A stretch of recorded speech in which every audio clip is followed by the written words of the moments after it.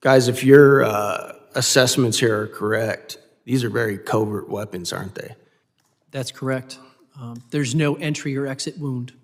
How they're designed is to make the target feel like they're crazy, like they're imagining things. And you guys also said that these attacks are happening right here in this city. Is that correct?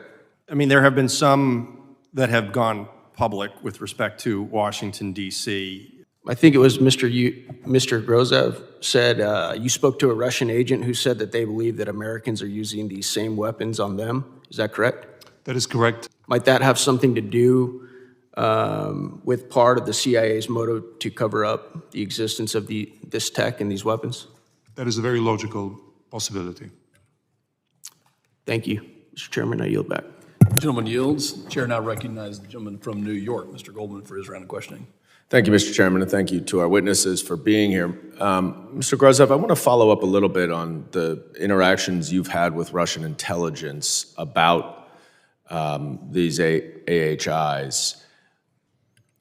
And Mr. Zaid, I want to ask, and this is a hypothetical, but I'm trying to understand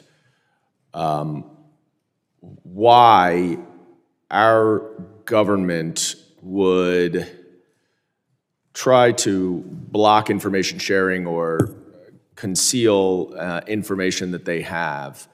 And one thing that comes to mind is whether there's an operational risk to revealing any of the details of their investigation. Is that something that you have come across in any of your work? There's a lot of reasons why the information might not be publicly released. And I do think that's something we could address more in a classified environment to explain that. But there are understandable reasons why the U.S. government has not revealed much of what it knows. There's some long-term things that needs to be done in terms of new acts. But in the short term, we need to do things like implement the original Havana Act. Yeah. DOD still hasn't done it. They still have not implemented the Havana Act. And we need a VA diagnostic code. Thanks to the VFW brothers and sisters that are here today and for your meeting earlier, we don't have a VA diagnostic code for the 500-some DOD survivors. Yeah. How are they going to get long-term care and disability without that?